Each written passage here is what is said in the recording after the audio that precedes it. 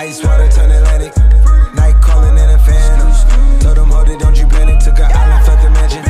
Drop the roof, more expansion. Drive a coupe, you can stand it. Bitches undercover. I'm an ass and titty lover. Guess we all meant for each other. Now that all the dogs free. Unfortunately, he'll move to St George next year. So, interesting times. Yeah, I think it's a good pickup for the Dragons. James Graham's, he's obviously another player getting towards the back end of his. Terry Koa has come on for the Cass side. As they ring through the changes, looks like Andrew Jeffries making his way off, and it's with the two hookers, isn't it? Jake Busby does like to pass it flat, where Andrew Jeffries likes to sniff and go for the Cass team. So just a different change there. When obviously when the two hookers do switch, and gee whiz, Jeffrey, they go short side. There was no other option. There was only the one player standing there. So that's the big difference between the teams. Is one he brings it back and he's put away 10 metres out from his own line. So he played that sideways. Jared Sutton saw it too, and you heard the exasperation that he's decided to let it. As you said, it was a Fremantle sandwich, wasn't it? It was Butler and Gibson. As they shifted wide now, it's with Curry. Curry looks to stand them up. Used to playing in the back row, but with three on his back, playing out in the centres. He's dropped the ball though, as Curry. Regroup and then forced the error from Ben Curry. If anything, he just tried to probably. There hasn't been a lot of changes, I suppose, throughout the course of the game so far, as Jermaine McGilvray bounces away from one. Again, it was Constantinou that missed the tackle. It's those three. You would expect them to win two out of those 3 games. Lebanon have named a strong squad, but England, of course, they're one of the big 3 nations. Australia. The changes from the England team thus far, but I think we might see mass changes in the second half, because there looks to be down there to me about 10 players warming up, and I don't think we've seen any of them. Yes, taking on. Living a dream, because he's taking on the England Rugby League team. So the Cass team now, they're driven backwards. They've got a long way to go to get up the other end. Interesting to see what happens. Just talking to him now, doing a bit of an assessment.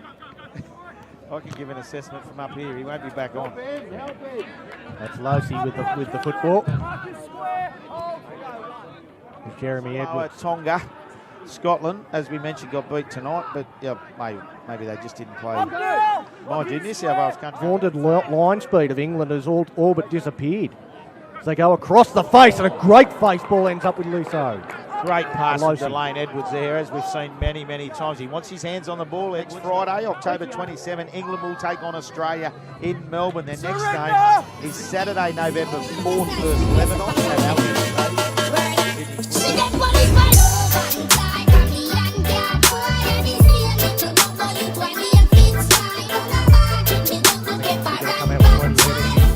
Start this half, it goes down to McGilvray, the try scorer, and he looks inside and he'll take the run himself.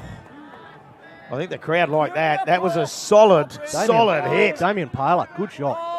Was a good shot. I was impressed with Paila down in Rockingham on Monday as well. I thought he put on a couple of good shots and looked fairly likely. Yeah, no, I agree with you there. I was the same with the 11. Is that Curry out onto the park for England? With that run.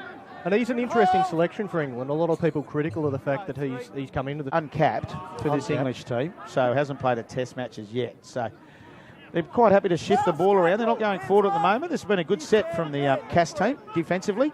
Good defensive set. They've got through. Tackle came up a little bit short.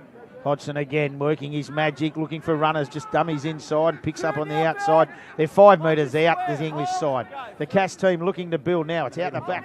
I'd be trying to go on an edge, and I really want to see, and I'm going to put the blowtorch on Leon Rodimer in this second half of the Cass team, because he needs to really get it, if he's going to get his hands on the ball, execute it better. Mike McMeekin out there as well, and he's a pretty sizable unit himself.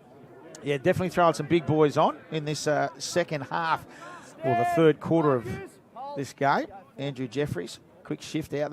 Mate, it's clever selection as far as I'm concerned from Wayne Bennett, because he just of his experience, and he's just going to help a few.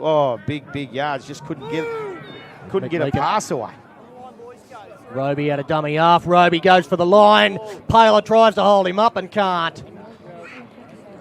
for James Roby. He gets across the stripe. Half time, and it's now, as the siren sounds, 56-6. You see Jermaine McGilvray, he'll just take this tackle, you would think. It's Terry Koa charges through and looks to put a shot on. And that's it, third quarter, as we just mentioned.